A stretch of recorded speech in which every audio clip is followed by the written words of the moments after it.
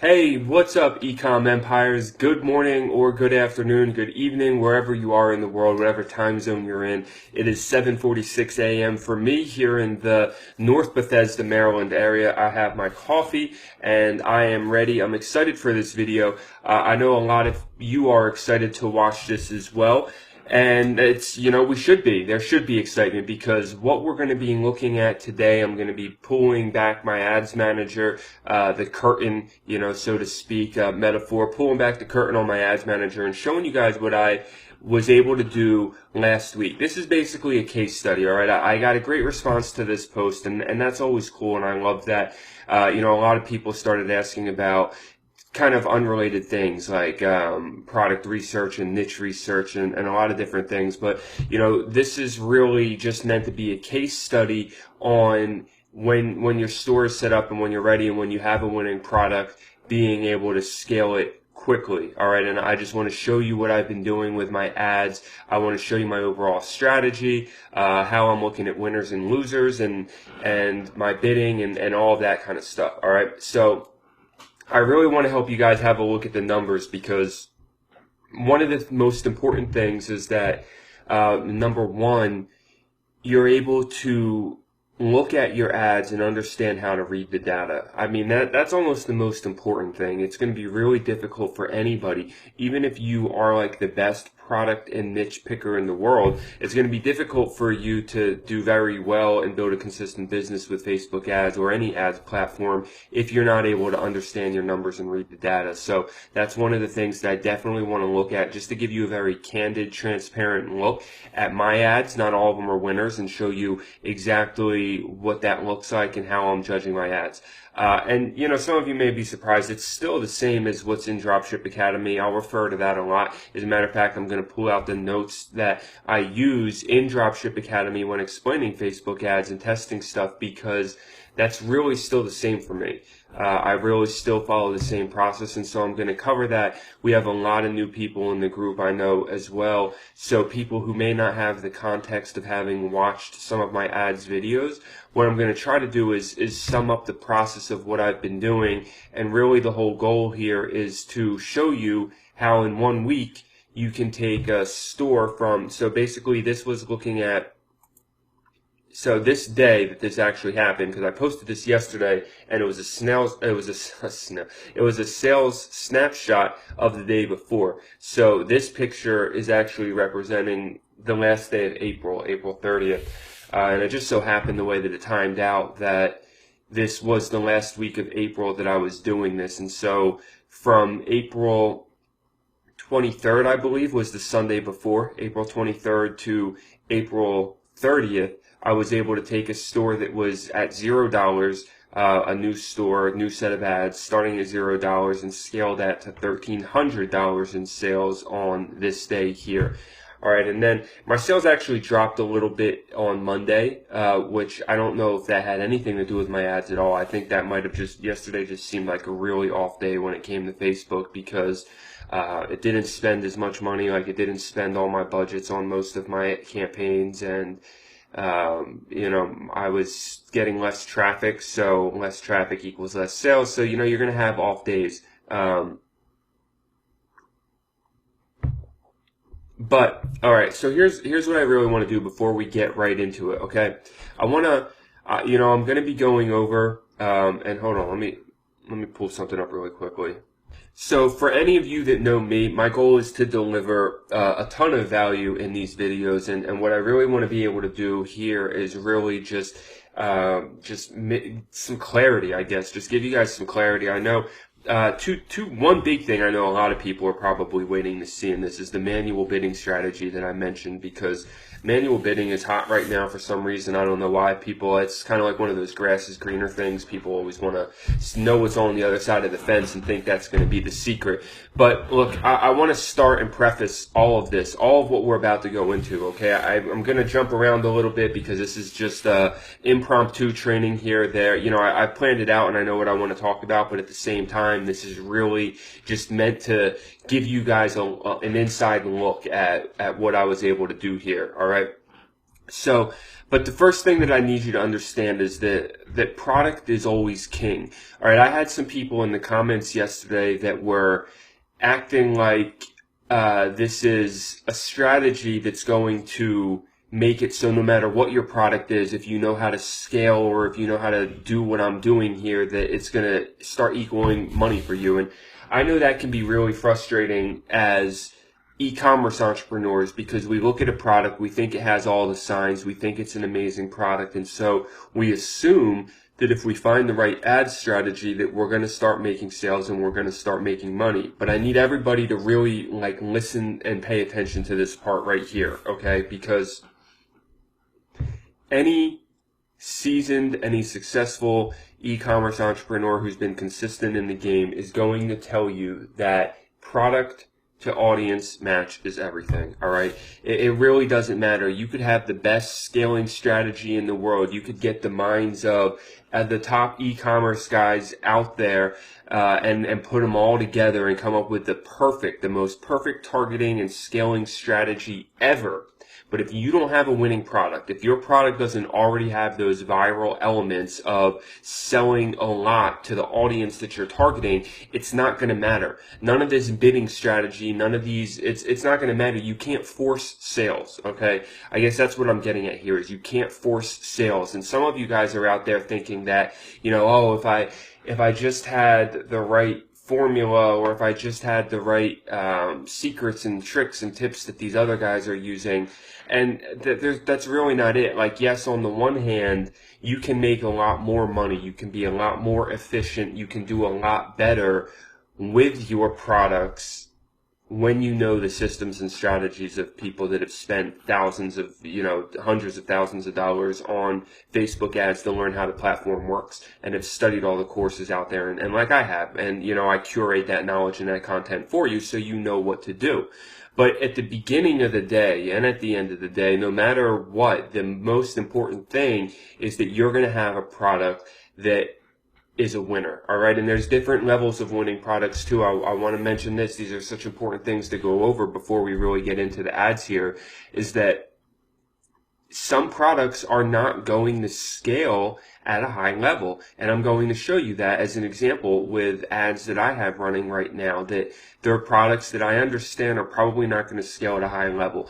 The products that are going to scale at a high level generally, all right, are going to be ones that start off with a really low cost per purchase, okay?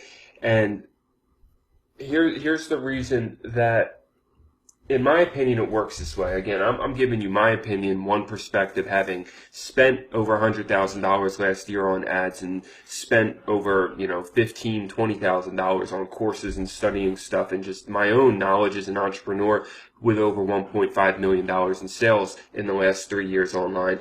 And what I can tell you is that some products are going to sell, but they're not going to be something that you can really scale to, thousands and thousands or tens of thousands of dollars, all right? And some of you are running into that challenge right now, and there's no way to know, all right? You don't know. E-commerce is so subjective based on whatever audience you're targeting, but, you just have to realize, I've hit this before. I've had many products that, you get that first sale and you get excited. You start getting a couple more sales and you're getting more excited, and you start to think that you have a really, a product that you could scale and make a lot of money off of. And that may be true, but, two things are going to matter. Number one is, how viral is that product? How hot is it? How much is the audience really, really buying?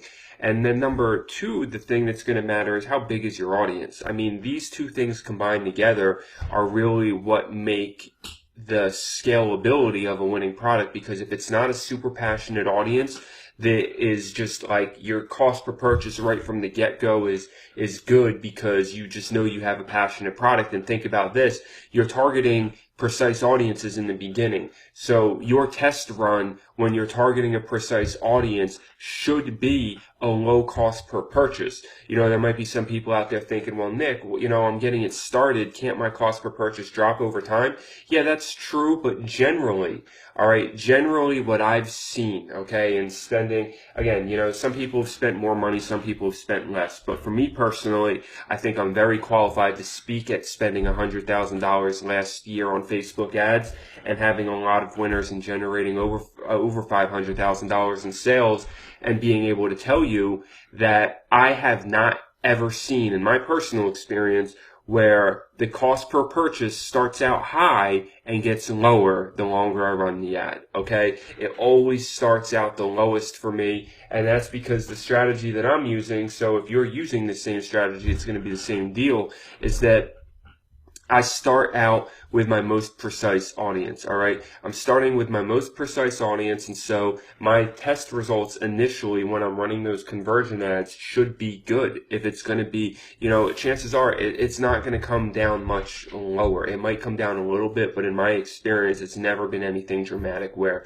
like, it starts out at $10 and then comes down to $5. Like, that just doesn't happen, all right? If it's a winner, it's going to be a winner right out of the gate, basically 99% of the time, all right? And if it's a good winner, a winner that's going to be highly scalable, it's going to show the signs of coming out of the gate with a low cost per purchase, and, a large audience size to be able to scale into, okay? So I hope that makes sense. I hope that some of you guys are taking notes here, especially new people, because even though I know I've just been talking and we're not looking at anything yet, this is really important stuff before I even get into the numbers, okay? Number 2, all right, that was all to kind of preface you about product to audience match and how important your product is. Remember, there is no strategy out there in the world that is going to be more important than your actual product. Finding winning viral products is the baseline of everything we do. All right. Next thing I need to preface is just to say that understand that what I'm doing and what I'm showing you is, yes, by standing on my shoulders and using my experience and me breaking it down exactly how I show you is giving you a shortcut, all right? But also understand that your learning curve may be a lot different than mine. I don't want you guys to compare yourself to me or your stores to mine, just like I don't compare my stores to people doing better than me, right? We're all just looking for information to be able to do the best we can with our own business, and that's really what it should be. So the fact that I took a store from $0 to $1,300 in a day, in a week, doesn't necessarily mean that's what you're going to do, because I've been doing this for a while. It's very inherent to me at this point. I just do it. So, but what I'm going to show you can give you the same tools and the same abilities to be able to scale like this. It may not happen in a week. Maybe it takes you 2 weeks or something, but whatever. It's not meant to compare. All right. We're not meant to compare our journeys to other journeys. The only person that you're comparing to and trying to do better than every day is the person you see in the mirror. That's really how it should be. All right. So with that being said, with those notes out of the way, I want to jump into the ads here. I want you to notice, one thing I never do is make those claims, income disclaimers about how my results aren't typical, because you know what, my results may not be typical, but the truth is that you can absolutely get these results if you do what I do. And so I am showing you information that will absolutely make you money, and I guarantee that if you have all the right elements that I've already spoken about: winning product, winning targeted audience, large enough in size to scale, then yes, what I'm about to show you can absolutely make you a lot of money. All right. So we're going to switch over here to my ads manager, and I want you to see that I already have it set looking at the period that we're looking at. All right. Yesterday, I already told you, I think my sales dropped a little bit yesterday. It was kind of a funny day because a couple things happened, which I'll show you. Number one, I accidentally messed up one of my big manual bidding ads. I didn't realize I was looking at it while I was kind of half sleepy still in the morning, and one of my best performing ones, and I messed it up, and then it wasn't running for half the day, and so that really drained a lot of my sales. And then I had one manual bidding ad that didn't spend any money at all yesterday. It was really weird. So there are a couple things that I'm still understanding, but because of those two big incidents, and then Facebook just not really spending my budgets yesterday for some reason, my sales did drop from 1,300 to about 800 yesterday, and then today they're already pretty good. Today my sales, right now actually I'm getting sales while I'm making this video, but today I think they're already up around 150, which for 8 a.m. in the morning, on pace for $1,000 day. So, which is really, I guess the headlining of this is that, you know, you can be getting to these $1,000 days in a week when you have winning products and you look at scaling the way I'm going to show you. All right.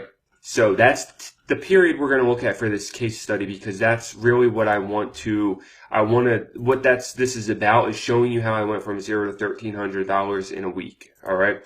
And, we're going to look at the overall strategy, and we're really going to break all this down. It's probably going to be an in-depth video. It's going to be kind of lengthy. Some of this stuff might be kind of nerdy, but at the same time, you know, this is money. At the end of the day, remember that all these numbers, all these little digits here that we're looking at equal money in your pocket. But actually, one more thing before we get into this that I want to talk about is that money in your pocket part. You know, it wasn't really an argument, but we had a couple people comment on one of my posts the other day trying to correct me on profit and trying to correct me on how much money you really get to keep at the end of the day. And, you know, just kind of saying some silly things really, because they should know at this point that I know what I'm talking about. But, you know, here's the deal. And I came up with, I think in my own mind, I came up with a really good understanding of this in response to what this one guy said.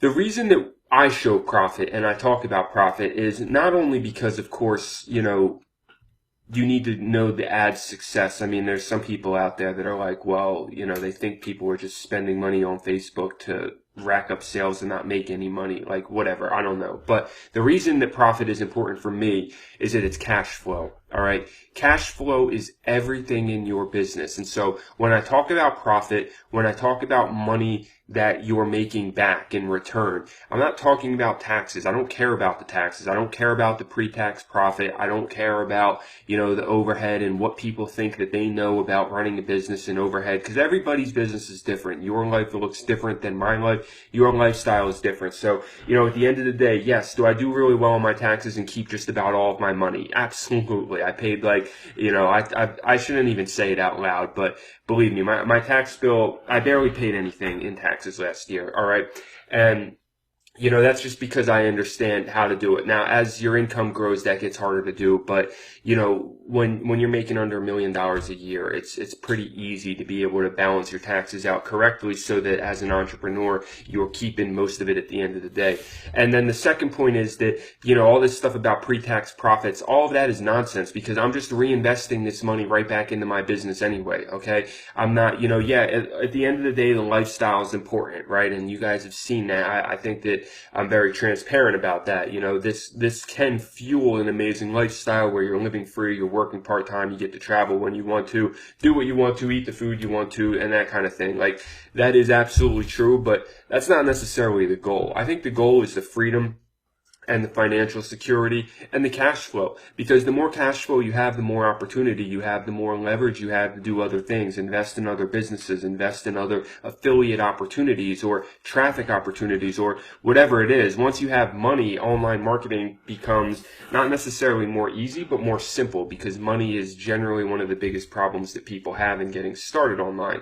All right, so this is just meant to, you know, the profit is not meant to be an argument about what you actually keep at the end of the day with taxes and all that nonsense. It's more meant to be just, this is the cash flow you're building for your business. And so when you do something like this and you can scale like this, you know, this is able to, when you add it all up together, this 1,300 plus the 2,000 I had done prior leading up to that in that week, $3,300 in sales in a week, you know, that generates an additional $1,000 plus in cash flow for the business moving into the next week that you can reinvest. And the larger that cash flow grows, the larger your investment power is to continue growing and scaling your business. All right, so I hope that makes sense. I know we just did, you know, like 20 minutes of kind of preface and intro and talking, but all that stuff is so important, guys. One of the one of the biggest problems in e-commerce and online marketing right now is people giving out information with no context. All right. The context is so important in the information that you get when it comes to any online business, because there's so many variables and nuances. And so you need to understand everything that I just went over before you look at these numbers, because if you don't understand everything I just went over, these numbers aren't going to help you. If you do understand it, then these numbers absolutely are going to help your business, and I'm excited to get into it. You can see that I've spent $1,500 in that period of time. And then, like I said, I just said that it was 1,300 and well, it was 1,300 in sales on that day. I guess I don't know what it was total throughout the whole week. I'd have to go back and look.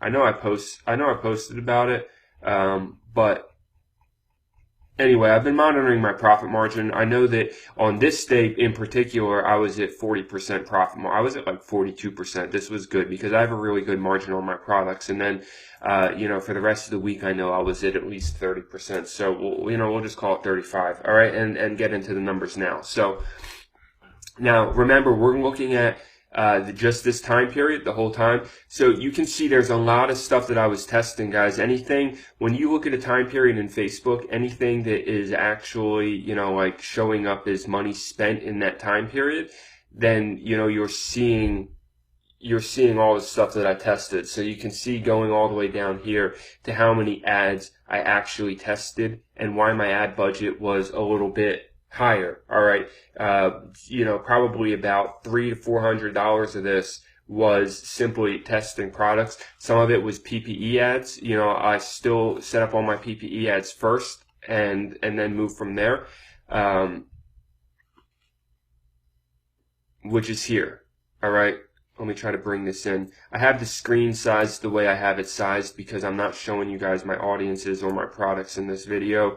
The reason I haven't actually gone into my store and shown you that is the same thing. I'm keeping this store secret. This is not a bold and social type deal. This is an actual store that I'm making actual income from, the type of income that fuels my business and that I live off of, and so I'm keeping it to myself. All right, but you can see the strategy here. This is still what I do. All right. I still do this exact same thing that test almost every one of my ads. And the reason I still start with a PPE campaign, no matter what, is just because I guess I like to do it that way.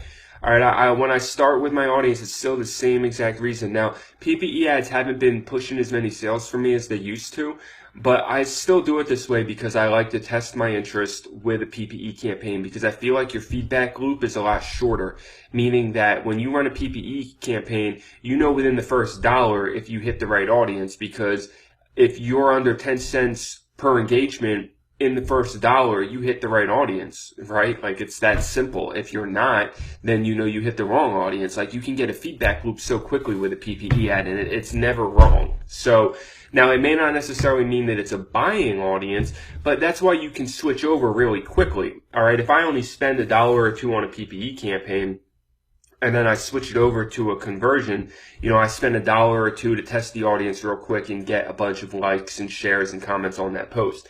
So it still works for the same exact reason. I use it to get some social proof on the ad. I use it to try to get some sales, prove the product. When I'm very first launching into a new niche or a new pixel, I do use it to collect data. Once you had a store running for a little bit, that's not really as important, but mostly it's that social proof, and I'm willing to spend $2, $3, up to $5 on a product, because if it becomes a winning product, then, it's just all, again, I've explained this in my other videos, but it's all about money in versus money out. And so I look at my overall ad account per store on a daily basis as two views. I look at the campaign and the ad set level to see how a certain individual ad set is performing on that product, right? Because that's important, looking at the micro view. But then I also look at the macro view. I also just look at my overall ad account, how much money's going in every day and how much money's coming out, because I know on any given day I'm going to be testing products that may not be winners. And so I want to have built-in revenue coming in that's covering the testing that I'm doing. All right. And that's the way that I look at it. In the beginning, your goal is to just get a winning product or two to start having a balance where you might just be breaking even until you start to scale, and then you're making some money, but you're still testing, so you're losing money. But you want to continue testing because you want to eventually get the multiple products. All right. I have multiple products running. Yes, there are situations where you can scale one product and make a lot of money, and that's cool, but those are one-hit wonders. I like to get multiple products running, and that's how I'm able to generate consistent revenue month over month with stores, new stores, old stores, whatever it is, because you just get multiple products running at the same time and you get yourself into a cycle. All right. All right, I'm not going to go over this whole thing because this is all in there, but generally, I'm going over it in just a little detail because it's still the same way I look at my ads. All right, people are asking all the time, and I just think that maybe they haven't seen this or they haven't actually watched the video, but I still do it the exact same way. All right, I judge my PPE ads, of course, by my cost per engagement. And likes don't matter at all. You're really just looking for the cost per engagement to being low, under 10 cents, and then you're looking for a lot of comments and shares to know you have, and tags, people tagging people to know you have a winning product. And then when to kill a PPE ad. Basically, everybody always wants to know, when do I switch over to a conversion ad? All right. Now, again, you can start with a conversion ad if you want to. That's completely your prerogative. A lot of people do. I choose to start with a PPE ad for reasons I've already mentioned. Do what you want to do. All right. But when I switch over is very quickly. All right. If the PPE ad doesn't get a sale within the first $5, I'm probably switching. Because I know that the conversion ad is more likely to get sales. And so the only time I really keep the PPE ad running is if it gets a sale within the first $5 to $10. All right. If it's at $5, the cost per engagement is really low and my clicks are good on a PPE ad, then I might let it run to $10, but I'm not letting a PPE ad run past $10 because my goal is not, this needs to make sense. Okay. Even though I test a PPE ad because I want to prove the product and get some sales, my goal is not to get sales with the PPE ad. My goal is simply to get that initial push on that ad, get those likes on there, get it looking like a good ad that's going to get engagement, and then I start the conversion ad. All right, maybe that's just the way that I look at it, but that's, and that's the way that I do it because I like doing it that way. All right. And then I switch over to the conversion ad as soon as possible. As soon as I see signs that this is a product that this audience is going to want to purchase, then I'm switching over to a conversion ad. You can do it whenever you want. All right. But I'll keep the PPE ad running because it has the potential to build that social and that viral awareness around that product. All right. And it can bring in ancillary sales and all that kind of stuff. So generally $5 to $10, I'm keeping the PPE ad running. If it's getting sales, I'll let it run longer than that. If it's getting great clicks and the cost per engagement is like 2 cents or 1 cent, I'll let it run and just, factor it into my overall cost on that product. All right. And then when I do switch over, I'm generally switching over to a website conversion ad to the same exact audience because I know that audience is a good audience. And I'm usually starting with an add to cart purchase conversion. Now, if it's a brand new niche and a brand new pixel, brand new store, then a lot of times I'll start to a view content and work my way up after I've had after I've started getting some clicks, right? After I've had 20, generally your conversion level is 25. So if I'm running a view content ad and I get 25 clicks in 2 days, then I can move to an add to cart because Facebook's optimized at that level for the view content. So I don't need to keep optimizing for it, okay? All right. Now let's get into actually looking at some data. And again, I know I mentioned this before, but I hope everybody's still with me. I hope you're finding this information, you're not taking that information there for granted. Some people are probably like, man, just get to the meat and potatoes, Nick. I want to see the numbers and, but that stuff is so important that we just talked about for really understanding the context of these numbers and why they are the way they are. All right.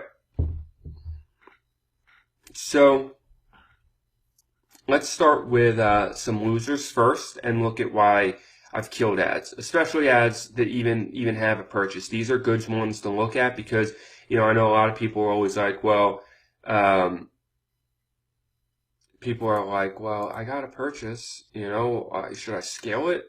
Not necessarily. All right. Now, this was a lookalike audience. Okay. I'm just picking out ads randomly. Some of them, so they were all new products. They were all new audiences, but it's not hard to get a lookalike audience if you're running a successful ad that, gets a few sales or not necessarily. I mean, you can get 100 clicks within your first $15. I mean, if you're getting a CPC of like 15 to 20 cents, then you can get that 100 clicks, really quickly. Or even 50 cents, you can get that clicks really quickly, and then you can build yourself a lookalike audience. It's not going to be the strongest lookalike audience at only 100 clicks, but then you can start testing that lookalike if you want to, if your original audience is small or just not really something that you can scale into. Like if you have a product where it's running good at $10, but you try to put it to 15 and it doesn't work. All right, we're going to talk about that. But lookalikes are a good way that you can get around that because they give you a bigger audience that you can scale into, and a lot of times a little bit more targeted. This time wasn't though. So as you can see when we're looking here, all the stats on this look good. All right, let's look at delivery. I look at CPM a lot now. Because if your CPM is low, it's generally a good indicator that you can keep that ad running. And of course, if your if your CPM is low, then everything's cheaper. All right, so it's easier to test ads on a CPM that's low because it's going to be cheaper to test that ad. You're reaching more people quicker, right? So I had a great CPM on this.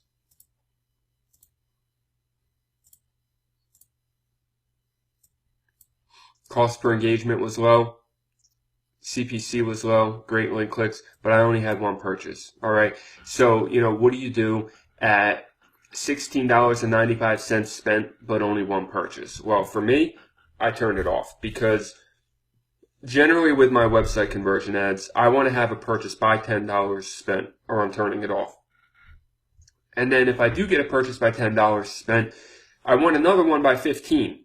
All right, because my goal is not really, to get a purchase every $10. My goal is usually to get a purchase every $5 to $8, depending on the product and the price. But these products are not priced high. These are in the range of $17 to $20 plus $4.95 shipping. So these are products that I want my cost per purchase to be low. I want it to be $5. And so if I'm not getting a purchase every $10, then with my CPM that low and my CPC this good, then it's just not, for some reason, it's not aligning. And so I turn that ad off. I'm not going to keep wasting my time with it.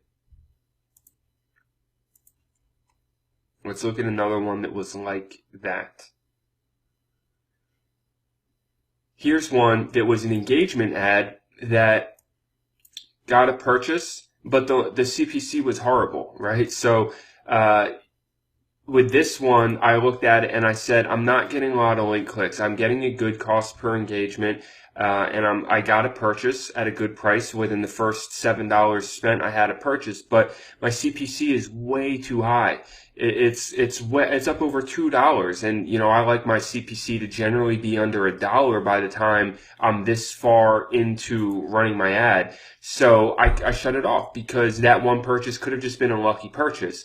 And I don't want to keep running this ad when the CPC is not showing the signs of a product that is going to be winning, right? And so I switched it over to a conversion ad is what I did at this point because I know that on a conversion ad, I'll be getting a much better CPC. So I figured, all right, for some reason the CPC is not showing good here, but I am getting my good cost per engagement. I did get a purchase. Let's switch it over to a conversion ad.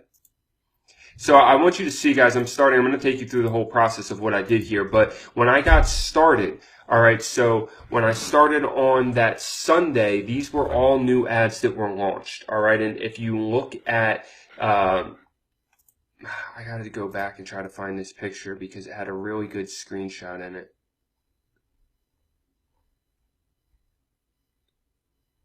Here it is.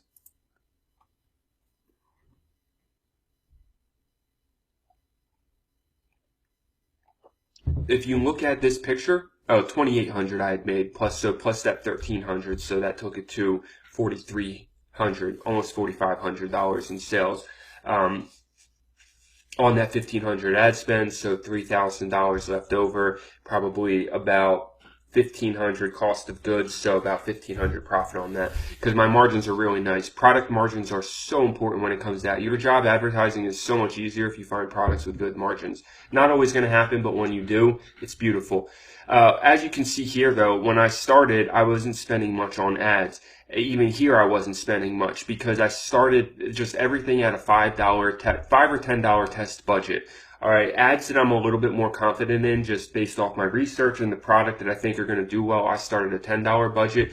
Most of my stuff, I started a $5 budget. I start them all as PPE ads, and then I switch them over to conversion ads. So as you can see, these first 2 days, this day here was just about all this day here was just about all PPE ads, okay? And then some of them, because I was in a hurry, I switched over to conversion ads really quickly. Like I saw they were doing okay. Maybe they got a sale that first day. They got a lot of engagement and they were getting clicks. And I was like, all right, boom, let's switch them over because now they have, sometimes I'm just looking for a little bit of engagement on those ads that gives them a little bit of social proof, and then I launch that conversion ad immediately because I just feel like the conversion ads perform better off the get-go if they have some social proof on them. Again, my personal opinion.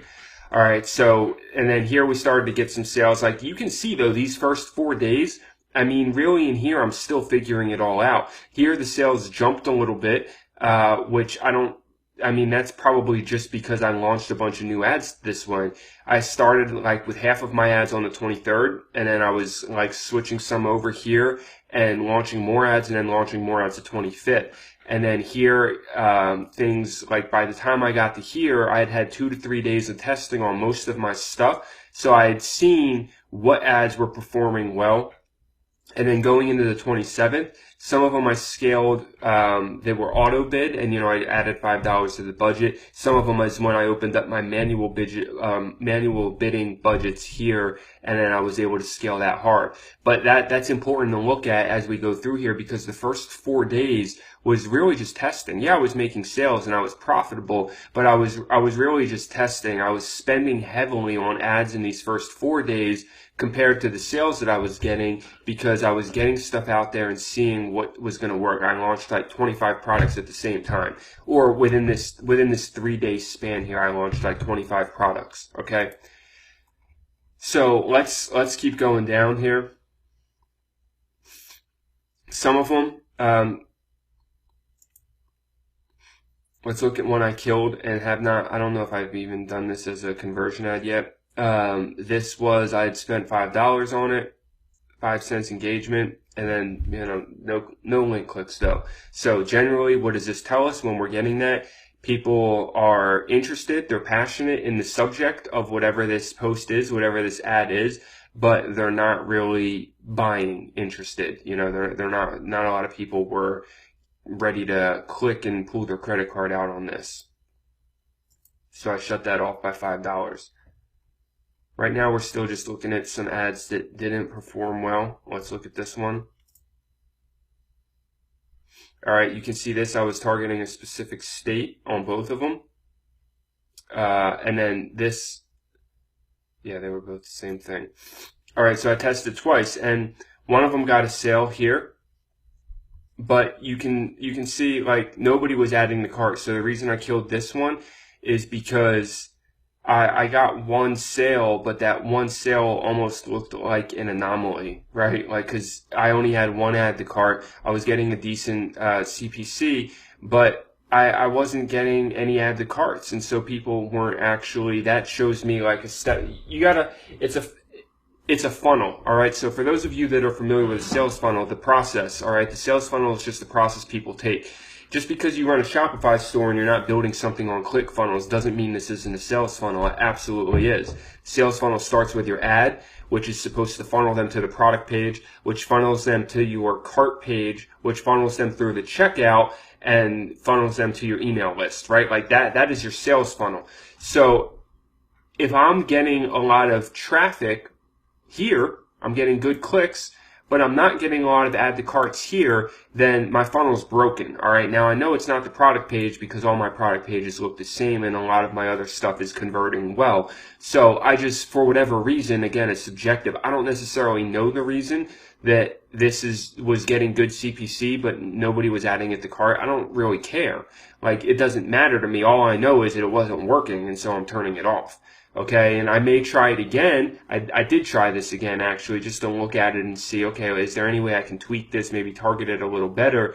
So it's not necessarily a sign of saying give up, but at this point, I got the $13 and I still only had that one sale. If I had like 10 add to carts, I would have kept it running, but with only one add to cart, I'm not going to keep that running, okay? This one should be obvious why I killed it. My CPC was only one link click by $3 spent. That's always a sign for me to kill my ad. All right, let's look at some that didn't even get a sale. Here's an engagement ad. Again, so a lot of my ads, some of them I target by state based on what I'm running right now.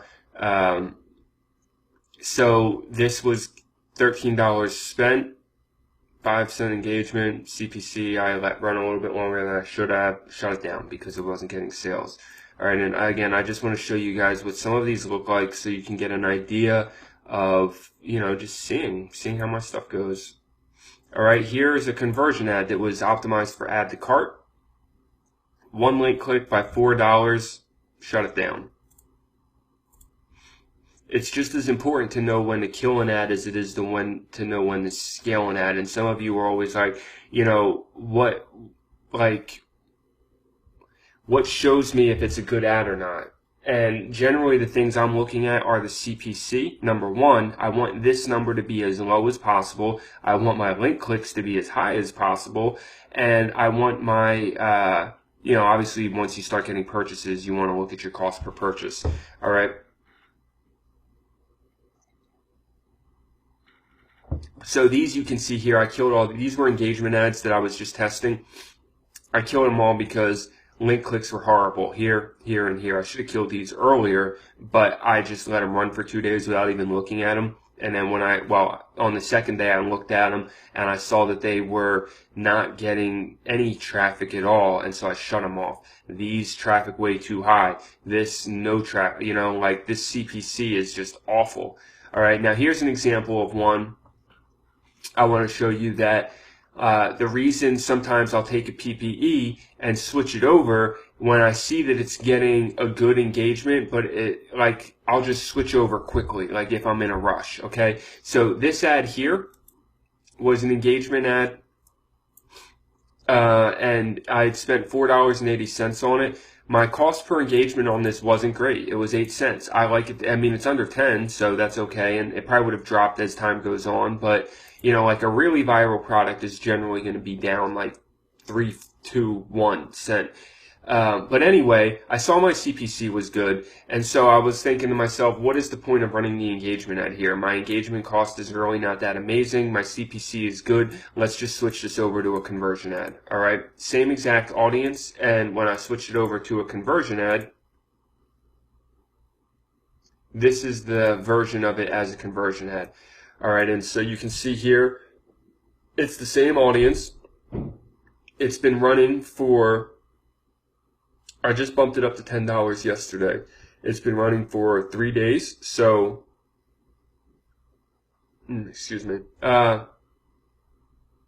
for probably 3.5 days. All right, so I probably started it on a half day, and then let it run for 2 full days, and then just bumped it yesterday to $10. Because generally, like I said, even on winning ad sets, I don't touch them for 48 hours because I want to give that ad set a chance to optimize. All right, and I was getting great. My cost per purchase here is $3, and so I knew from day one I was, within that first $5 spent, I had a sale. Within the next $5 spent, I had another 2 sales, I think. So, I knew right out the gate that this was a winner, but I didn't scale my ad right away. A lot of people in this group would have been tempted to just go to $10 right away as soon as they saw that sale. But I didn't, because I just started that ad, and I always want to give it a 48-hour period to optimize on that initial, that initial jump of getting started. So this is an auto bid. All right. This is a great example to talk about this. Okay. This is an auto bid ad that is set to add to cart. All right. So what this is here is just your basic Facebook ad. All right, a basic conversion ad set to add to cart that is just, I'm scaling at $5 every 2 to 3 days. If this cost per purchase continues to stay great through today and through tomorrow, then on another 2 days from now, I'll bump it another $5. And that's how I scale auto bid ads. All right.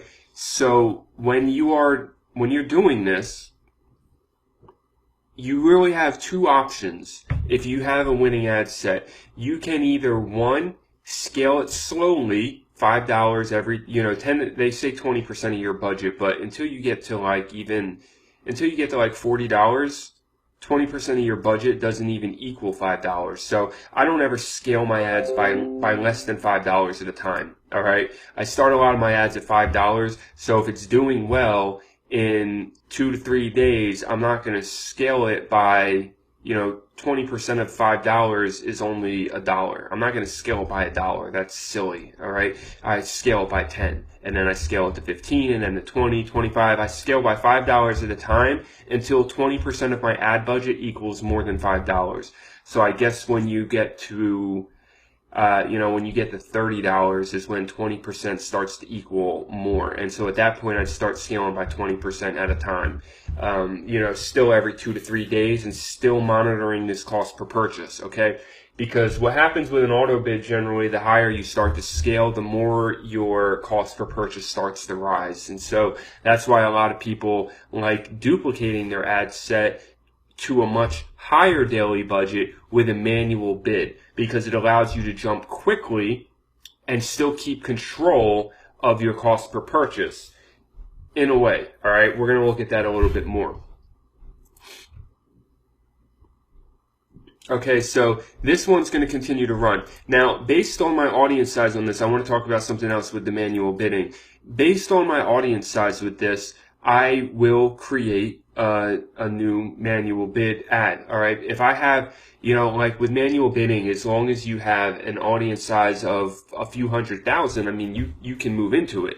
So manual bidding is just a different way of doing auto bidding, but it works best with higher budgets, which is generally when people use it. So as soon as you know that you're getting purchases, though, and you know it's a winning ad, you can move to a manual bid. The thing is with manual bidding is it will, like when you start out with your bid, if you put it high, it's going to start spending your money quickly. So depending on how you're using it, you just want to be watching it so that you're not spending money too quickly. But what I'm going to do with this is, and again, I'm sorry, I'm not going to make the ad live in front of you because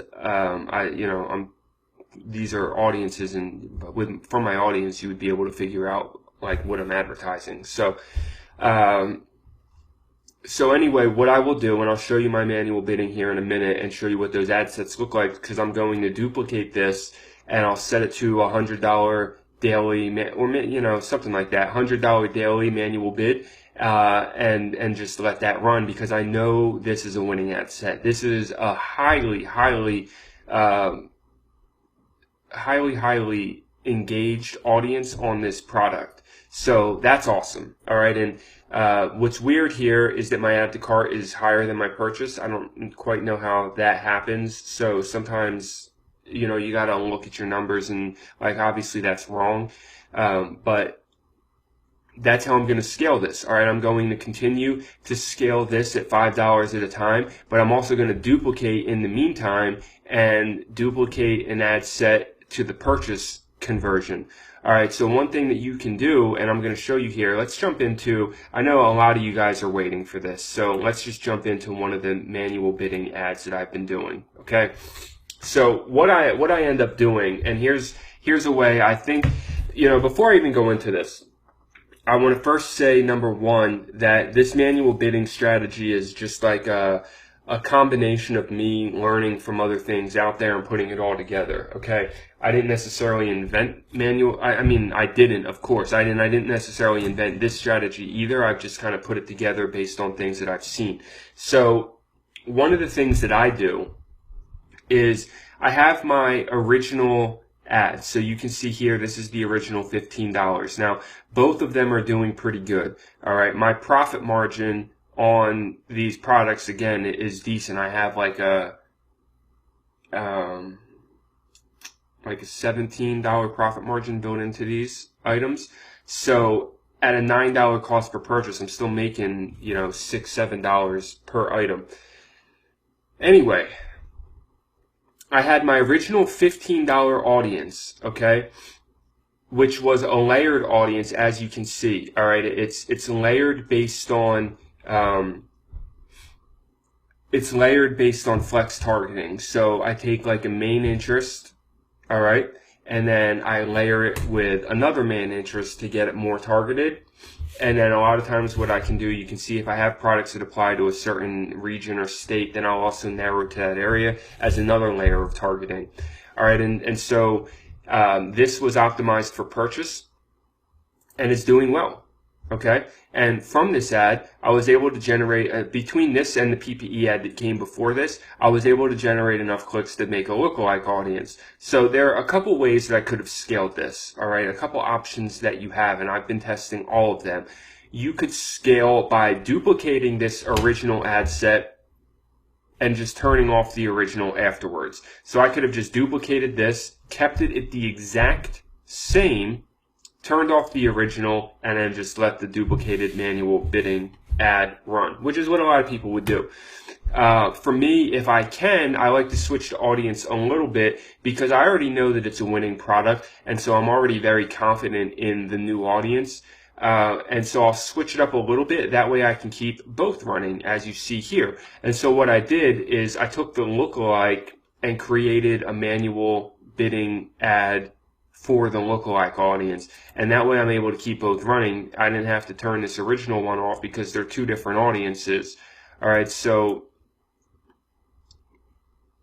and again, remember, one thing I want to point out too, the other thing you have to remember with Facebook and these cost per purchases is, number one, it doesn't catch all of them, and number two, it has been fairly accurate for me. So side note here, I've been using the Shopify integration, and I think that they've come a long way because, or Facebook has come a long way. I don't know which one it is, but it is tracking a lot better. It's fairly accurate, but it still misses when people purchase more than one item in a cart, and it still misses a few sales here and there because it only gets direct traffic. It can't get indirect traffic, and it can't calculate when there's multiple items purchased in one order. So, these cost per purchases are always going to be a little bit higher generally on winning, or lower on winning products, but even with these face value numbers here, these are still good numbers for what I'm doing.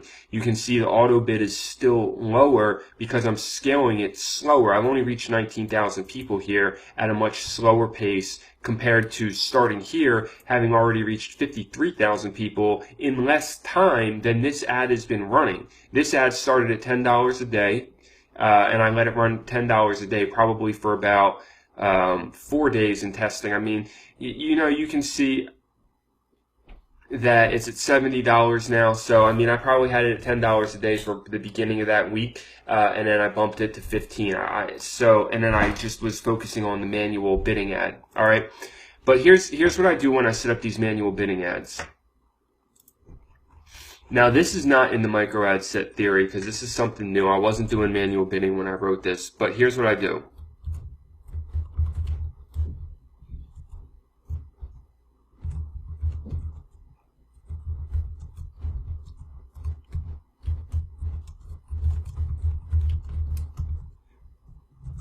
All right, you want to test the website conversion ad first, and you want to test it whether it's an add to cart or purchase.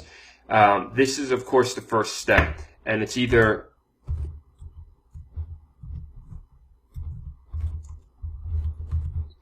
$5 or $10 a day budget. All right, whatever you're more comfortable with. But I would say that you just want to know you have a winner. Like this here is you have a winner. Now let's look at it a little bit. I guess let's narrow it in to these first 4 days to show you what I looked at to know that I had that type of winner. All right, so you can see here, if we look at the first 4 days, that I wasn't running the manual bidding ad yet, okay? But here's how I knew I had a winner. I had just bumped it to $15 a day, or I don't know if this is showing this because it's there now. Yeah, I wasn't at $15 a day yet because I'd only spent $18. So I had started out at 5, I guess. Maybe I did start out at 5, and then I bumped it to 10. And then I bumped it to 15 after that. But you can see here, I had only reached 4,900 people, but I already knew that this was a winner. I had 5 sales. I was at under $4 a purchase, and I had a great CPC. I had, everything was lined up across the board here. All the signs of a very, very clear winner. And then as well, if I look at here, my CPM was amazing, all right, under $4. So I knew that I had a winner, and then the very next day, if we look at the 27th, I duplicated and set up this manual. Was it the next day? No, I guess it wasn't. I guess it wasn't until the 28th. So there you go. It wasn't even until the 28th. So it was the day after that. It was on Friday, right? The 28th was a Friday, I believe. Yeah. That I then set up that manual bidding ad, and just immediately I started it out at that $100 daily, and that was my purchase ratio. All right. So let's go here. So if you have winner,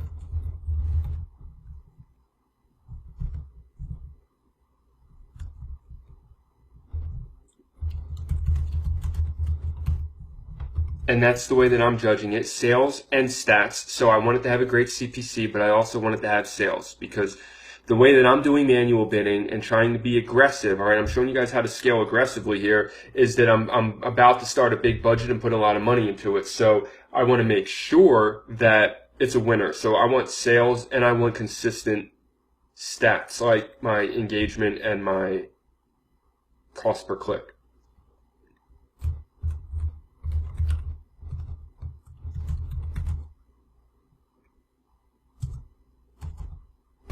All right, now I'm going to show you what it looks like to set up a manual bid ad and show you exactly what I was doing on these.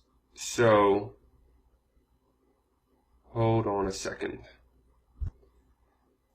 All right, so you'll come to conversions, you'll duplicate your ad, and then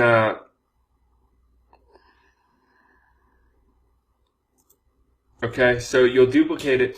And then what I've been doing with manual bidding, first of all, I'm optimizing for purchase, okay? Because I don't want to, with a manual bid with a big budget, at this point, I know I have purchases. I know the CPC is good, so there's no reason to optimize for an add to cart. I'm going right for purchase at this point. That's what I want Facebook optimizing my manual bidding for. That's what I'm bidding on. I'm not bidding on an add to cart because I don't know the value of an add to cart. I know the value of the purchase. And so I'm going straight for the purchase, all right?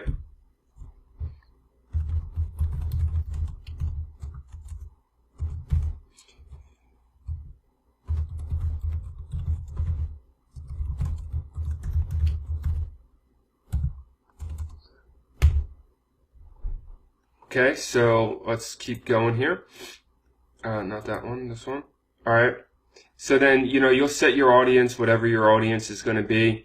A couple things in here to look at quickly is I always uncheck this, expand interest. And then when I come to edit placements, same thing as always, I put it on mobile. At the beginning of the year, I was testing, just doing all devices. not Instagram, never audience network.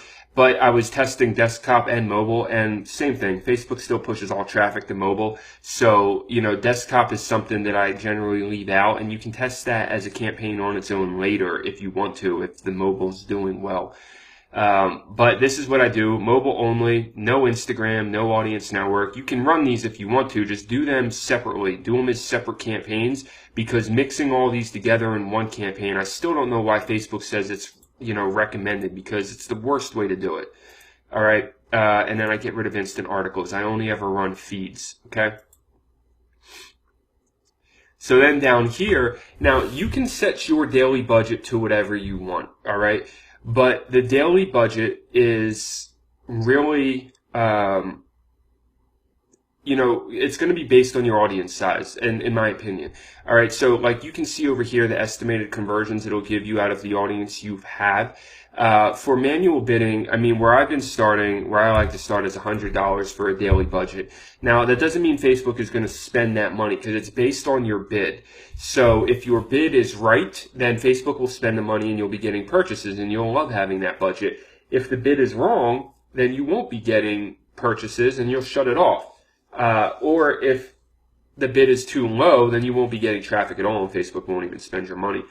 So you do have a level of protection in there, but I would, start at wherever you want. You can start at $50, but the whole point of manual bidding is to be able to go aggressive quickly. So $100 is where I would start if you're looking to go aggressive.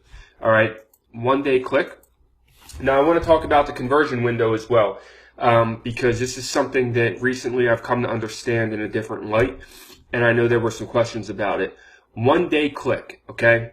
1 day click, that's what we're doing, and the reason is because of your sales cycle. So what I did is I went into Facebook Blueprint and I was reading about the conversion window, and you can even see here they give you a little blurb. But what ended up happening, I'm going to explain both sides of it. For those of you who have watched my training before, because I'm kind of updating and correcting myself from what I said in the past, is I used to think you set it for the 7-day window because, if you're running a small budget, then you might not be getting a lot of purchases in 1 day, and that, you want Facebook to optimize off of as many purchases as possible over that 7-day window. But that's actually not how it works. It's not an aggregate conversion window. What it is, it is an aggregate conversion window, but it's based on your ideal sales cycle. So what Facebook wants to know is your ideal sales cycle. What's supposed to happen in a perfect world? In a perfect world, if you set up an ad and you can have 100% success rate, what is supposed to happen? Is it supposed to be that they click and purchase within that day? If that is what your product is, that it's in the ideal situation, the ideal perfect sale that you could get is somebody clicks an ad, they see the product, they read the description, they love it, they add the cart, and then they buy. If that all in that very same sequence, then you want your conversion window set to a 1 day click. All right, if you were doing something like if you had a photo booth company like I used to have, and you have a sales cycle that takes longer, it's not a 1 day window because it's a bigger purchase and people need more information, and it's generally something that they purchase after 7 days, then you want to set it to a longer conversion window, because what Facebook is going to do is it's going to track that person and it's going to see when they purchase. All right, and it's going to take your ideal sales cycle and it's going to optimize based on that. So if you have a conversion window of 7 days, but you're selling a dog collar, and that's not going to give Facebook the right results, because if you want to get that dog collar to its peak performance would be to have people clicking and buying all within 1 day, not within 7 days. So I hope that makes sense. It's a little bit of a nuance, but everything, 99% of e-commerce products, you want it set to a 1 day click, all right? Because that's what you're trying to optimize for. So you want Facebook to take those ideal sales. Every time there is a 1 day click purchase, that's what Facebook is going to look at and say, yep, that's what it's supposed to be. That's what I want. So I'm going to optimize off of that purchase, all right? So 1 day click. And then that's for automatic or manual, okay? And then when you get down to the bid amount, here's where we select manual. And then you can see that here's a little drop-down menu. You want to set this to maximum. and then suggested bid, they give you what I've been doing, and this was a suggestion that I just read from somebody very credible in the e-commerce industry, is started at $40. All right. Now, you're not going to spend $40 per purchase. And I can tell you that from experience because here's the first day that I did it. All right. I set it at $100 daily with a $40 purchase. Now, you can see my cost per purchase did jump a little bit higher on this. Okay. It did jump $4 higher, but number one, again, remember, Facebook's not tracking exactly everything that happened that day as far as sales. And then number two, it's still, I'm just pointing that out because number one, that's still within my profit margin, and that dropped over time. I think the next day, you can see the next day it dropped to 920, and I didn't get any sales on this bottom one. So, like, sometimes days fluctuate, all right, with people, we get into this habit of thinking if we just do the ads right, we'll always get sales, and that's not necessarily true. Things fluctuate. That's why you want to look at it over a time period. But for this, you can see it dropped, and I had it set to $40. So what I did, though, actually, over the 2-day period here, is I started at 40 to get the traffic coming in. I was getting sales at a rate where I'm profitable. Like I said, I have a $17 profit margin on these items, or $16 profit margin. So I'm still profitable here by $5.50, and probably a little bit more than that because I probably had some more purchases or some double item orders in here. But the next day, I dropped my bid down to $35. All right, so you can when you're manual bidding, you can change your bid in real time without messing with the optimization. All right, all this does here when you set your maximum bid per purchase is this is giving Facebook an indicator and saying big spender over here. All right, this is not, that's why you set it to maximum. That's the maximum I'm willing to spend. That's what I'm telling Facebook. Now, obviously, I don't want to spend $40 per purchase, and I know it's never going to cost me $40 per purchase to get this traffic, but this is going to give Facebook a signal of saying, whoa, send this guy traffic immediately because he's a big spender. All right, that's the logic behind this. And then you can bring your manual bid down as you go, and it doesn't actually mess with your optimization. So at any point in time, I can come in here, and what I did the next morning is I dropped my manual bid to $35. And that's kind of what I've been playing with and testing over these past couple of days, is just seeing how my sales, and that's honestly, that's how I messed my ads up yesterday, because I didn't realize what I was doing. But, that's how I've been just kind of testing to see with the manual bidding what happens as you switch that manual bid around. So you're going to optimize for purchase.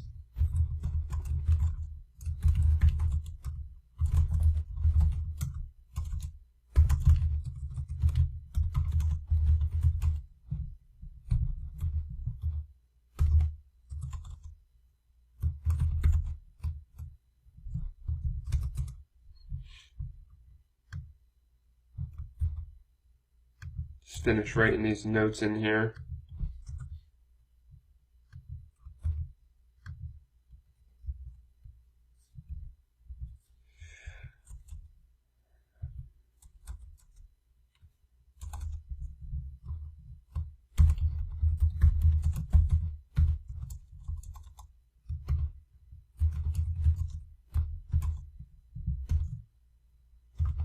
Okay.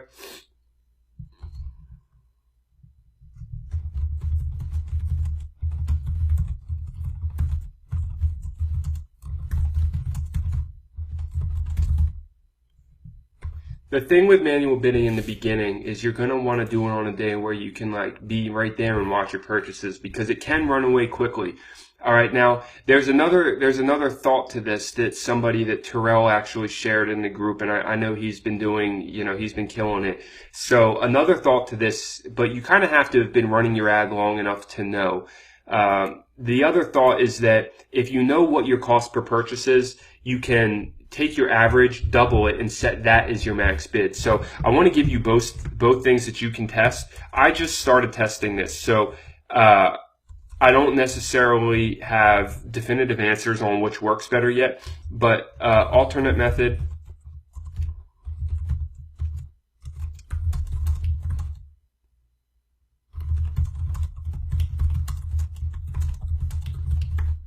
All right, and the theory here is that the numbers don't lie. So if Facebook is out there on AutoBid getting you a lot of purchases, then you already know what your average cost per purchase is going to be, and you want to take that number and double it. And the reason you double it again is because you're doing it as your maximum bid.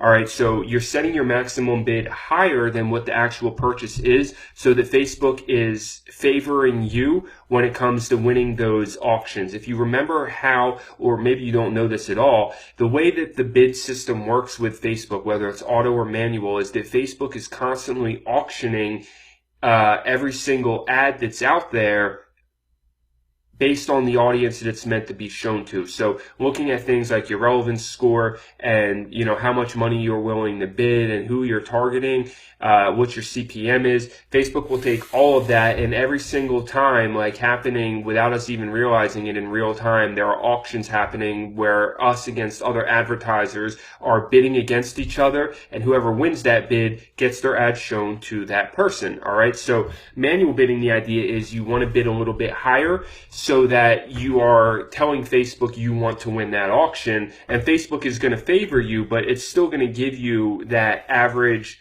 bid price because you're setting it as your maximum, right? So you're still going to get a much lower cost, but you are letting Facebook know what you're willing to spend, so they're favoring your bid.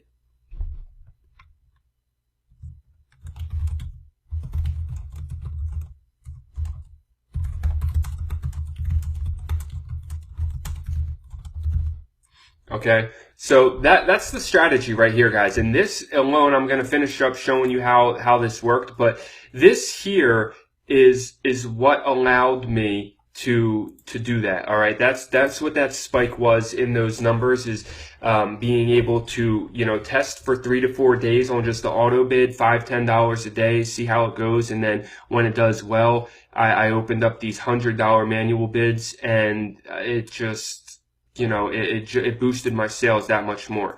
All right, so let's go back and now look at another example of the same thing. So basically, I was testing, like you can see here, I'm testing multiple ads. Right now, a lot of these are still really early, okay? But with all of these, I'm probably going to test, like with this one for sure, where I've got 6 purchases really low. With this one for sure, 7 purchases really low.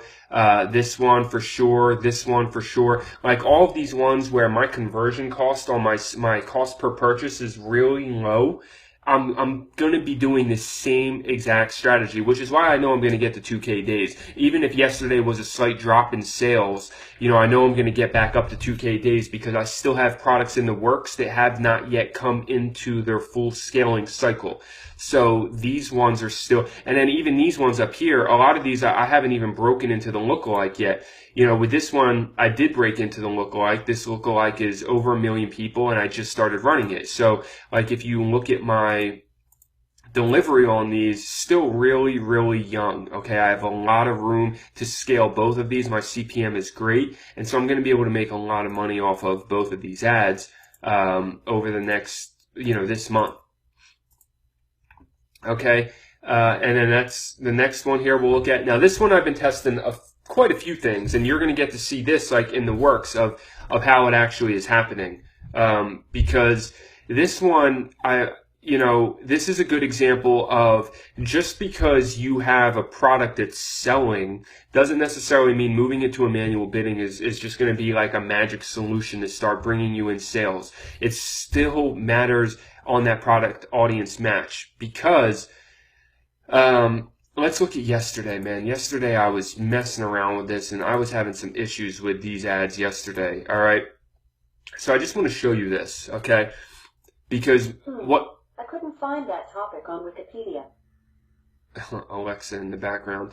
All right, so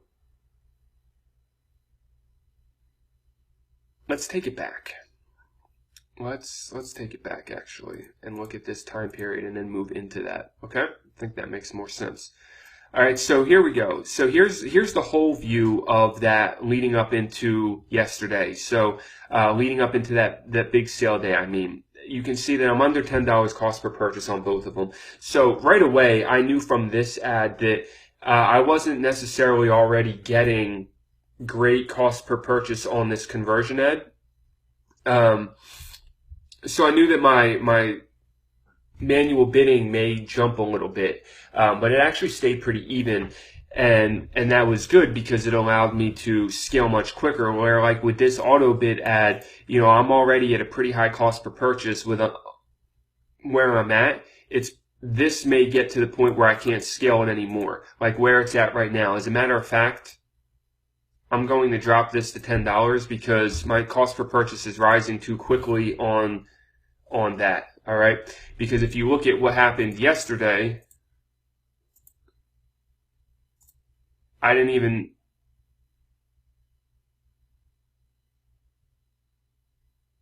Oh yes, yesterday.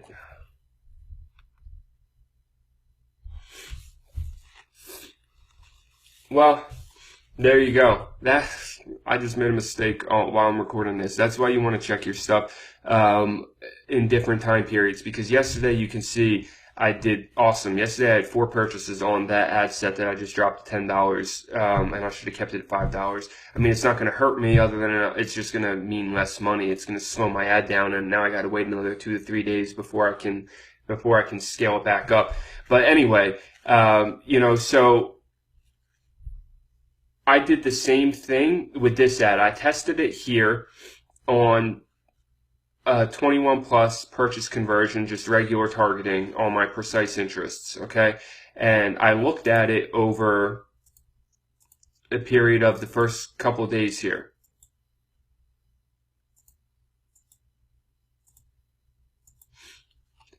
So I was testing this ad, and that's where, that's what I had moving into it. And so I looked at it and I said, okay, great link clicks, great cost. I mean, not great cost per purchase, but good. And really with this one, it was a lot had to do with the audience. I knew I had a big audience, and so I knew I really wanted to test manual bidding on this product. I had a good feeling about it, even though my cost per purchase here was a little bit higher than I would have liked it to be. You can see I decided to test a couple of things here. You can only see the tail end of it, but this is a layered ad where I did some flex targeting, big interest, and used them together to narrow it. And then this was a lookalike that I just started, I think, yesterday. And so on Friday, I decided to start that manual bid. And then wait, what? Why is it not showing? I know I started that on Friday. I don't know why it's not showing it. But anyway, so here you go on Saturday. I started the manual bid, very similar to what you saw with the other product from the first day. I started it at $40, and right out the gate, it jumped out and got me 7 purchases. But the cost per purchase was a little bit higher on this one. And then on the 30th, cost per purchase lowered down a little bit. And then this ad started to be kind of weak over the weekend. And then moving into yesterday, for some reason, it ended up doing amazing. But then this ad started. So, I'm watching things, and I guess one example you can take from what I'm doing is not the micromanager stuff too much. But, like with this manual bidding ad, you want to watch it because yesterday the cost got really high for some reason, where it only got 4 purchases, but it was still sending me a lot of traffic and spending all of my money. But my link clicks kind of skyrocketed, and I looked at it. I said, okay, well, yesterday was bad, and I decided to look at it over the full period, including yesterday. And even with that, I said, all right, my cost per purchases has gotten too high. It's at $12 now. So I was like, that's just too high, and I wanted to change it. And what I looked at here is I looked at the breakdown of the age and gender. A lot of times I'll look at both, but I can already tell you because I looked at it, as I noticed with this one that all of my purchases came from a certain age group and above. And then if I look at just these 2 age groups, that's where my purchases really were. 45 to 64, I was averaging a $9 cost per purchase. That's where Facebook was spending the majority of my money. Everything else was starting to get really high for my cost per purchase, or no purchases at all. And so what I came back and did then, and I started the test for today. I just started this ad last night. Is I looked at my my lookalike here for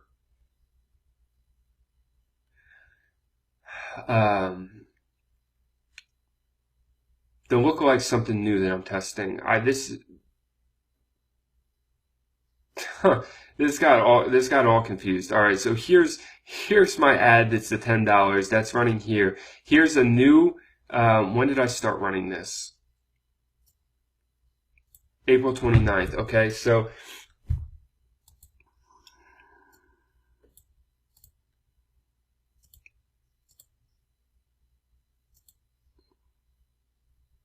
all right, so here is no. What is? Let me get this set right.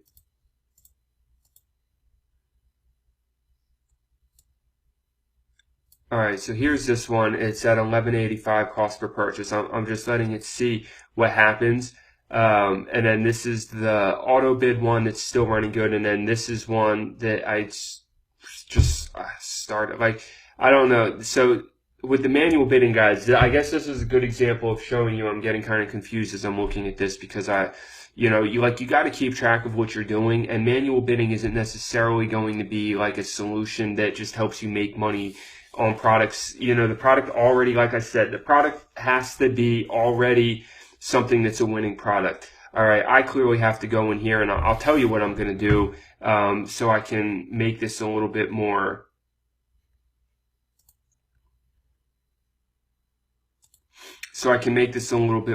clear of what's going on. Let's take a look at, when I really want to look at the decision I should make, I take the full amount of time that it's been running.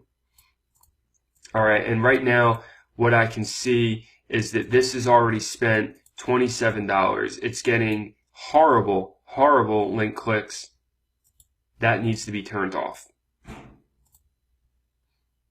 All right, and now I have these two, and I'm going to just let these run today and see how that happens. So that was my lookalike that did horrible. I don't know why my lookalike was doing so bad, but I can go back and revisit that. I can wait till I get some more link clicks here. I can wait till maybe I stack up some more purchases and go back and try to redo my lookalike based off of different metrics. But right now I'm probably just gonna let these run, see if I can get this to come down a little bit.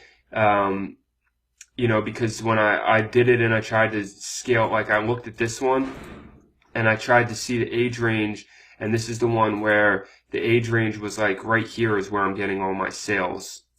But then when I tried to start an ad set that was just that age range, it didn't perform very well. So again, there's still some nuances to this that you got to figure out, and you got to be monitoring your ads. But hopefully that was helpful and not confusing, because I know there was a lot of stuff that I just went over there. Now let's look at this one. This is the last one that I did with the manual bidding, and I actually turned my stuff off yesterday because it stopped spending my money for some reason. Yesterday, you can see, like on this one, it didn't even spend any money. I don't understand why. And then on this one, I got one purchase, and I accidentally turned it off. All right, so I'm starting a new one again today.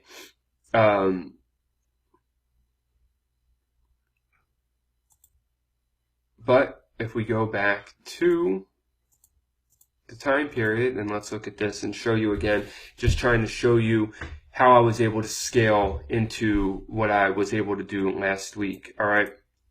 So I had my original ad here running again, probably $5, $10, and that's still doing well. That was doing well all week. It had a low cost per purchase. So if we look at the beginning of the week there, what I was looking at when I decided to scale is here's what I saw. I saw that I had 7 purchases already at under $4 a purchase. Great CPC. So I said, all right, next day what I'm going to do is start that manual bidding ad. Next day started it with, again, what you're looking at, $100 daily, $40 maximum bid. And then right out the gate, this was still performing well. 8 purchases. And then next day, same thing. Next day had 10 purchases. It kept coming down a little bit. Like, you know, this was just doing well as an ad in general. And then on Sunday, the day that I had that big day,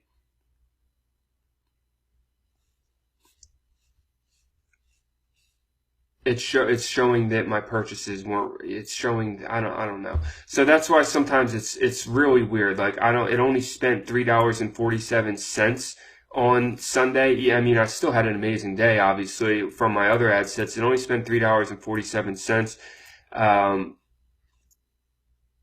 And then yesterday it didn't spend money, so that's why I ended up changing it up. So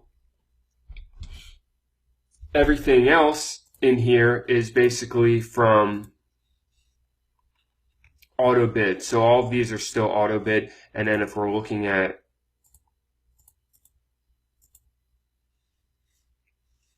that, you know, here's one that on auto bid, you know, these are able to pull me in 10, 7, 6. Like I'm getting sales on these on auto bids still, and I'm testing them. And then I was switching out a lot of engagement ads with conversion ads in between there. And then now it's getting into this week, I'm going to be doing the same thing. Same type of strategy where I'm going to be testing the auto bids here at the beginning of the week, switching stuff out and moving everything, all my best performing ad sets, I'm going to be moving into manual bidding ads and testing them. With the ad here, I can tell you exactly what I'm going to do today is I have nothing running right now. So I'm going to duplicate this and I'm going to duplicate it as a manual bidding ad and just start it over again. I'm going to do the same thing over here with the one that I was just showing you before where I already did do that. That's what this is. So I'm going to let that run today and see what happens. All right. And then on these other ones that are already performing really well,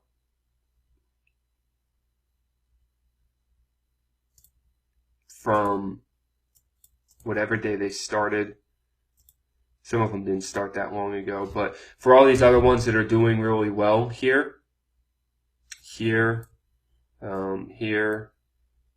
basically all of these, this one, this one, you know, all of those are going to end up being manual bidding ads as well. And then some of these down here, these are ones I killed. These are ones that are no longer active. So that's everything, really. I mean, I think I covered everything. Like, I really wanted to, you know, I went over looking at the ads, the overall strategy that I'm using, the notes that I still use, how I judge winners and losers, how I do auto bidding to test the ads for the first 2 to 3 days on the conversions, using the one-day conversion, one-day click window, what that means, the different conversion types and how I generally move through them.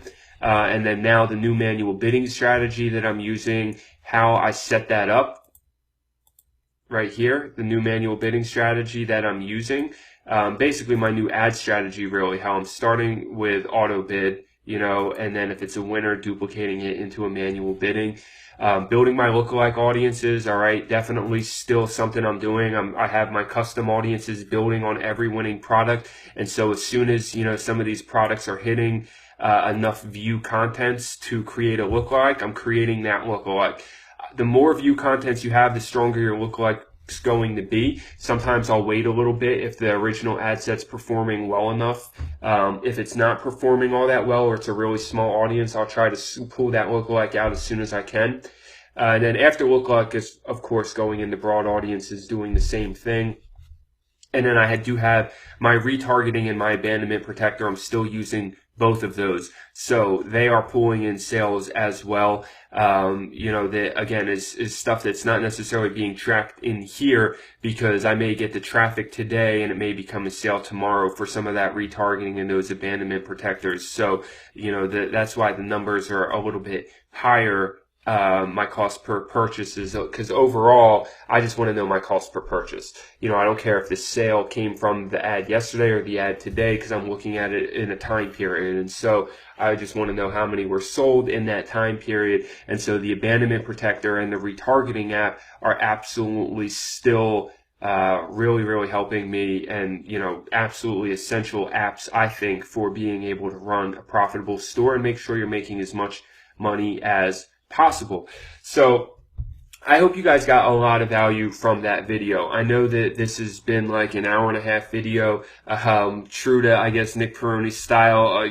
My videos tend to go a little bit long, but it's just because, number one, I like making sure there's context and transparency, and that you understand, I'm not just throwing numbers out there with no meaning. And so that's what the beginning of the video was about. And then really, I hope that you feel that you got a lot. I mean, I really went in, I didn't show you my products, I didn't show you the actual store, but I showed you all my numbers here. I showed you exactly what I'm doing, exactly what my numbers look like, including ads that have failed, why they failed, why I killed them. It's really pretty simple, guys. If you're getting great engagement but no CPC, that means your audience is interested but not interested in buying. If you're getting great engagement and great CPC and a low CPM, then you want to run that ad as long as you can to see if you're getting purchases. If you get to $10, $15 and you have no purchases yet, then it's time to try your targeting again, or it's time to start lowering the price. And if neither of those help, then it's time to move on, because you can get great CPC and no purchases. It does happen. All right, so, and if you're getting great CPC and you have enough to build a lookalike audience and you're only getting a purchase or two on the original audience, then build that lookalike as soon as possible, move into the lookalike and see if that performs better for you than the original one. All right, but there's really no, you just want to test until you have enough to realize whether or not it's going to be a winner. If you get the $15 in sales, or if you get the $15 in spend and you don't have a sale or two yet, then it's not going to be a winner. I mean, generally, if you get to $10 in sales and you don't have a winner, you might as well turn that ad off, unless, let's just say $15. 3 days is really, and I've been doing a lot of course studies. I've been reading a lot. Most people are still doing that as a way to test their ads. They're spending spending $10 to $15 over a 2 to 3 day period to test an ad and see how it does. Sometimes a 3 to 4 day period, because some people swear that after 3 days of optimization, an ad really kicks in and starts to optimize. But for me, I don't like to play the risk. Generally, I can tell if an ad's winning within the first $15. If it doesn't have a purchase within the first $15, very, very, very rare. Never am I going to run an ad that doesn't get a sale within the first $15. Like, it's just not going to happen. You can see here plenty of ads that I've had a sale on that I tried to let run past $15 to see if, they'd get another sale, and they don't. So, generally it's not going to come down. And so I'm looking for those winners that are kind of showing themselves as winners right out the gate.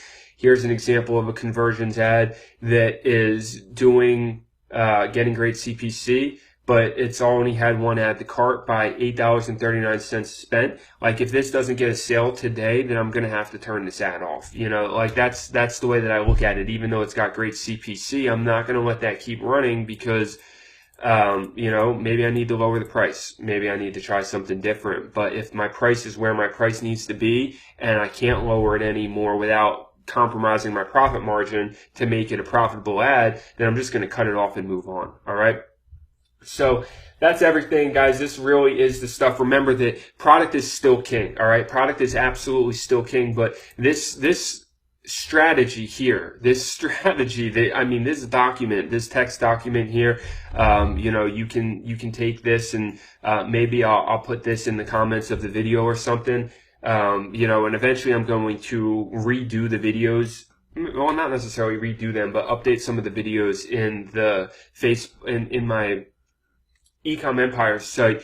But with this strategy, using this same strategy, of course, to test your original ads, like this testing phase here, still exactly what I do. All this information here is absolutely gold for you, and it's kind of standard too for, what most successful e-commerce entrepreneurs are doing.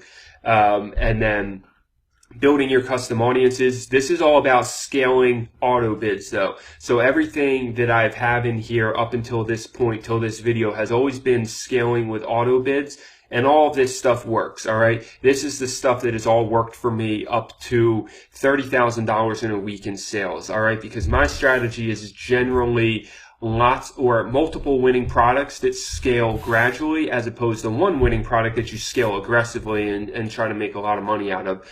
So this all works. You know, if you have multiple winning products doing $20, $30 a day, a couple different ad sets each, you know, you can get to $30,000 in revenue. I mean, I think when I was doing that, you know, I had like 15 winning products that were probably running at about, I don't know, 2 ad sets, maybe $20 each. So, you know, you're looking at $600 to $800 in ad spend in a day that was bringing me in, you know, like $3 to $4 grand a day in sales, which was bringing me in, you know, upwards of 25 to 30 grand a week or whatever that was in one of my best months, which was towards the end of last year. So all that stuff still works, but the manual bidding lets you scale aggressively and lets you scale quickly if you use this little strategy here when you know you have a winning ad set, and then you just duplicate it to a manual bid right away, and then test both of these here. Test both of these ideas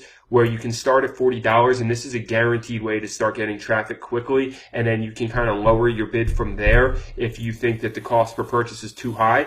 Or you can start here and understand, though, this way, if you take your average purchase price and then double it and set that as your max bid. So say, you know, if I was doing that with this one here, right, my average cost per purchase here is $4.54. So I would, you know, just round that to $9, multiply it by 2, it's $9.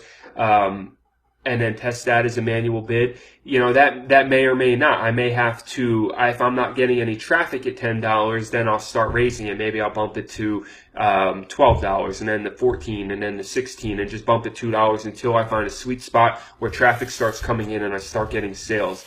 And that's generally how manual bids work, guys. It's not very difficult at all. If you have a winning product, you're just setting up a manual bid, larger daily budget on that product, and you want to set your bid as maximum, and then just watch it one day click, and you should be all right.